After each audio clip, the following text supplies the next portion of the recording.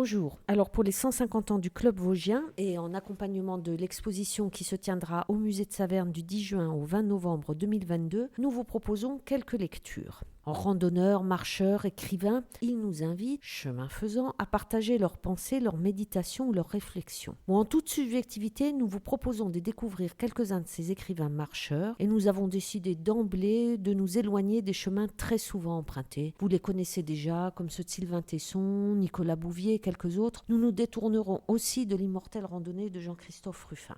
Nos chemins n'en sont pas moins connus et nous commencerons notre balade en partant de Saverne avec Jacques Lacarrière et son chemin faisant. En 77, il décide de traverser la France des campagnes à pied, loin des grands axes et des routes en improvisant ses étapes. Ce livre, nous dit-il, n'est pas un guide pédestre de la France, mais une invitation au vrai voyage, le journal d'un errant heureux des Vosges jusqu'aux Corbières, au cœur d'un temps retrouvé. Car marcher, c'est aussi rencontrer d'autres personnes et réapprendre une autre façon de vivre. Je ne souhaite rien d'autre, nous dit-il, par ce livre que de redonner le goût des herbes et des sentiers, le besoin de musarder dans l'imprévu. Jacques Lacarrière, on le sait, a fait de nombreux émules et parmi eux, Axel Kahn, qui dans Pensées en chemin, ma France des Ardennes au Pays Basque, nous propose une sorte de journal de bord ou de carnet de route dans lequel il fait défiler la diversité des paysages français. Alors il le fera seul, mais jalonnera son parcours de conférences et alimentera régulièrement un blog de photos et donc de Pensées en chemin. Un tout petit peu plus proche de nous, Olivier Blay,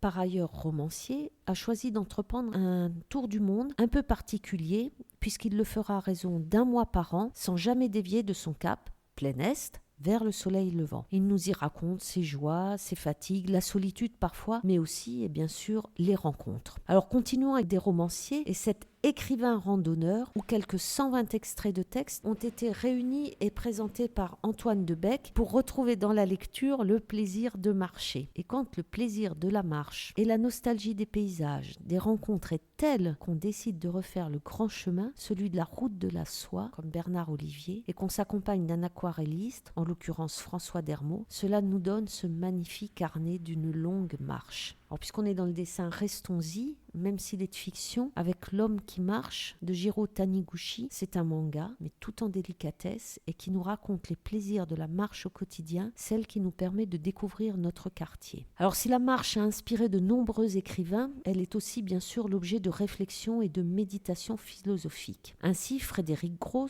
nous explique que si mettre un pied devant l'autre est un jeu d'enfant, la marche est bien plus que la répétition machinale d'un geste anodin. C'est une expérience de la liberté, un apprentissage de la lenteur, un goût de la solitude et de la rêverie, qui peut même aller jusqu'à l'ivresse, d'après Frédéric Fisset et son petit manifeste en faveur du voyage à pied. Et nous finirons avec David Le Breton, professeur de sociologie à l'université de Strasbourg, qui s'est penché sur cette passion contemporaine. Une marche, nous dit-il, sollicite toujours au moins 3 dimensions du temps. On la rêve d'abord, on l'accomplit et ensuite on s'en souvient. Et pour finir, on la raconte.